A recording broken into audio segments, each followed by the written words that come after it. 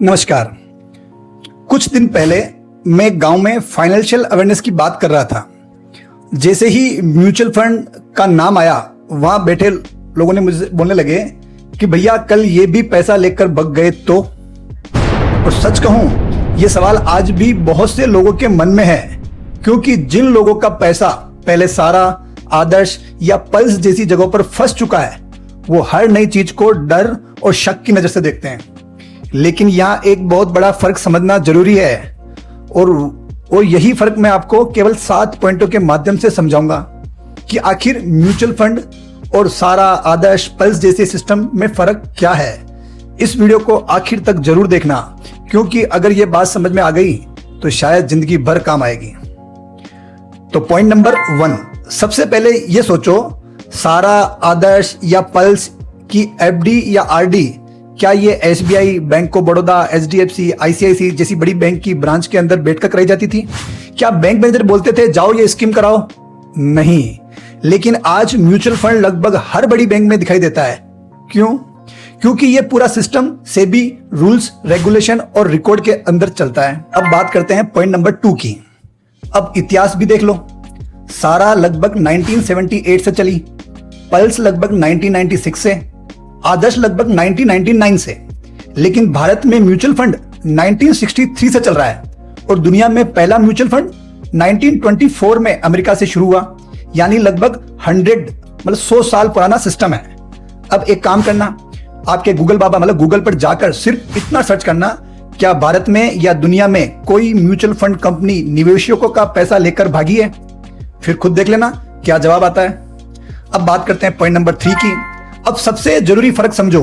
मान लो कोई आदर्श या सारा जैसी संस्था आपको 12% की एफडी दे रही है, और साथ में जो आदमी आपकी एफडी करवा रहा है यानी एजेंट, माना कि उसे 8% तक का कमीशन दिया गया हो, जैसा कि सुनने में आता है कि इतना कमीशन रहा है। यानी सिर्फ आपसे पैसा लेने की कॉस्टिंग लगभग 20% हो गई है। उसके बाद ऑफिस का खर्च, स्टाफ का खर्च, ब्रांच का खर्च, तो माना कि लगभग 24% तक की कॉस्ट बन गई है। अब अगर कोई संस्था 24% कॉस्ट पर पैसा उठा रही है तो कमाएगी कैसे? मतलब 24% से भी ज्यादा कमाने के लिए उसे आगे और ऊंचे ब्याज पर पैसा देना पड़ेगा, यानी 30%, 36% या उससे भी ज्यादा पर ब्याज। अब सोचो, इतने ऊंचे रेट ऑफ इंटरेस्ट पर जो व्यक्ति पैसा लेगा, उसकी क्रेडिट रेटिंग और फाइनेंशियल प्रोफाइल कितनी मजबूत होगी? क्योंकि कम ब्याज पर जो पहले से ही सरकारी बैंक और बड़े बैंक लोन दे रहे होते हैं, जो वहां से पैसा नहीं ले पाते, अक्सर वही लोग ऐसे महंगे ब्याज पर पैसा लेते हैं। और जहां बहुत ऊंचे ब्याज पर पैसा दिया जाएगा, वहां रिस्क भी उतना बड़ा हो सकता है। अगर आगे वाला पैसा वापस नहीं लौटा पाया तो संस्था पर दबाव आएगा, और अगर संस्था पर दबाव आया तो जिन्होंने एफडी करवाई थी उनका पैसा भी रिस्क में आ सकता है। और यही सबसे बड़ी दिक्कत आदर्श, सारा जैसी संस्थाओं में रही होगी। लेकिन म्यूचुअल फंड सिस्टम अलग होता है। अगर आपने इक्विटी म्यूचुअल फंड लिया तो आपका पैसा अलग अलग कंपनियों के शेयर्स में लगाया जाता है। मतलब आप एक तरह से उन कंपनियों के हिस्सेदार बनते हैं। अगर कंपनियों की अच्छा परफॉर्म करें तो आपका इन्वेस्टमेंट की वैल्यू बढ़ सकती है। अगर कंपनियों की परफॉर्मेंस कमजोर रहे तो आपकी वैल्यू नीचे आ सकती है। और क्योंकि पैसा कई कंपनियों में बटा हुआ होता है, इसलिए एक ही कंपनी पर पूरा रिस्क नहीं रहता है। यही वजह है कि म्यूचुअल फंड में उतार चढ़ाव दिखाई देता है। बात करते हैं पॉइंट नंबर 4 की। अब आप सोच रहे होंगे कि अगर म्यूचुअल फंड इतना पुराना सिस्टम है तो पहले गांव-गांव क्यों नहीं पहुंचा, और सारा, आदर्श वाले कैसे पहुंच गए? तो इसका भी सीधा कारण है, उस समय सारा या आदर्श जैसी कंपनियों में एजेंट्स का मार्जिन बहुत ज्यादा हुआ करता था, इसलिए गली गली एजेंट घूमते थे। और एक बात तो आप भी सब जानते ही हैं, जिस धंधे में बहुत आसानी से एंट्री मिल जाए या बहुत ज्यादा मार्जिन हो तो बहुत सारे लोग उसमें कूद जाते हैं, इसलिए बहुत सारे एजेंट बन गए। लेकिन म्यूचुअल फंड का सिस्टम अलग है। यहां म्यूचुअल फंड डिस्ट्रीब्यूट करने के लिए रजिस्ट्रेशन, परीक्षा, क्वालिफिकेशन और गाइडलाइंस होती है। कोई भी उठकर कुछ भी नहीं बेच सकता। और दूसरा कारण, म्यूचुअल फंड में डिस्ट्रीब्यूशन मार्जिन इतना बड़ा नहीं होता कि हर गली में लोग घूमते मिले, इसलिए पहले इसकी पहुंच शहरों तक ज्यादा थी। लेकिन फिर धीरे धीरे डिजिटल रिवॉल्यूशन हुआ, मोबाइल ऐप आए, ऑनलाइन इन्वेस्टिंग बढ़ा, व्हाट्सएप और सोशल मीडिया से अवेयरनेस बढ़ी। फिर एमफी का म्यूचुअल फंड सही है कैंपेन भी चला, और उसके बाद एसआईपी जैसी चीजें गांव और छोटे शहरों तक पहुंचने लगी। अब अब बात करते हैं पॉइंट नंबर 5 की। और सबसे जरूरी बात, म्यूचुअल फंड में रिस्क जरूर होता है, लेकिन वो रिस्क मार्केट ऊपर नीचे होने का है, क्योंकि म्यूचुअल फंड एक इन्वेस्टमेंट प्रोडक्ट है, कोई गारंटेड सेविंग प्रोडक्ट नहीं। और जहां भी इन्वेस्टमेंट शब्द आता है वहां मोर रिस्क मोर रिटर्न वाला फार्मूला भी जुड़ जाता है। जैसे आप व्यापार में इन्वेस्टमेंट करते हो तो वहां पर भी रिस्क होता है।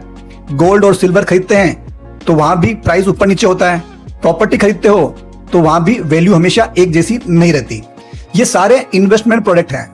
म्यूचुअल फंड भी एक इन्वेस्टमेंट प्रोडक्ट है, इसीलिए इसमें उतार चढ़ाव दिखाई देता है। लेकिन यहां फर्क यह है कि म्यूचुअल फंड में रिस्क मार्केट मोमेंट का होता है, ना कि कोई पैसा लेकर भाग जाए वाला सिस्टम। और सबसे जरूरी बात, म्यूचुअल फंड में कोई आपको गारंटेड रिटर्न नहीं बोल सकता। हर जगह साफ लिखा मिलता है कि mutual fund are subject to market risk. मतलब पहले से ही साफ बताया जाता है कि इसमें मार्केट ऊपर नीचे हो सकता है। इतना साफ सिस्टम है कि रिस्क भी छुपाया नहीं जाता। तो बात करते हैं अब पॉइंट नंबर 6 की।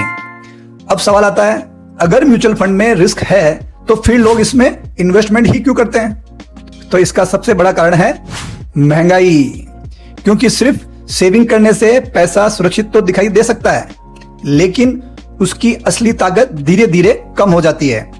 मान लो पैसा सेविंग अकाउंट में, एफडी, आरडी या सिर्फ ट्रेडिशनल एलआईसी प्लान जैसे कम रिटर्न वाले प्रोडक्ट में पड़ा है, जहां सीमित रिटर्न मिल रहा है, लेकिन दूसरी तरफ महंगाई लगातार बढ़ रही है। दूध, स्कूल फीस, दवाई, घर खर्च सब महंगा होता जा रहा है। अब अगर आपका पैसा महंगाई से तेज नहीं बढ़ा तो असली फायदा नहीं हो सकता। यही कारण है कि लोग इन्वेस्टमेंट प्रोडक्ट की तरफ जाते हैं, क्योंकि लंबे समय में इन्वेस्टमेंट का उद्देश्य सिर्फ पैसा बचाना नहीं, बल्कि उसकी वैल्यू बढ़ाना भी होता है। म्यूचुअल फंड भी उसी इन्वेस्टमेंट कैटेगरी का हिस्सा है। हाँ, उसमें उतार चढ़ाव रहता है, लेकिन लंबे समय के गोल्स के लिए बहुत से लोग इसी वजह से म्यूचुअल फंड और एसआईपी जैसे तरीकों को चुनते हैं। अब इन सारी बातों के बाद भी अगर आपके मन में अभी भी कोई सवाल, डाउट या कंफ्यूजन है तो आप खुलकर कमेंट लिखिए। और एक बात सच सच जरूर बताइएगा, क्या मैं आपको इस वीडियो में सही तरीके से समझा पाया या अभी भी आप संतुष्ट नहीं हैं? आपकी सच्ची राय मुझे अगली वीडियो और बेहतर बनाने में मदद करेगी। बाकी समझ हमारी, फैसला आपका। Thank you.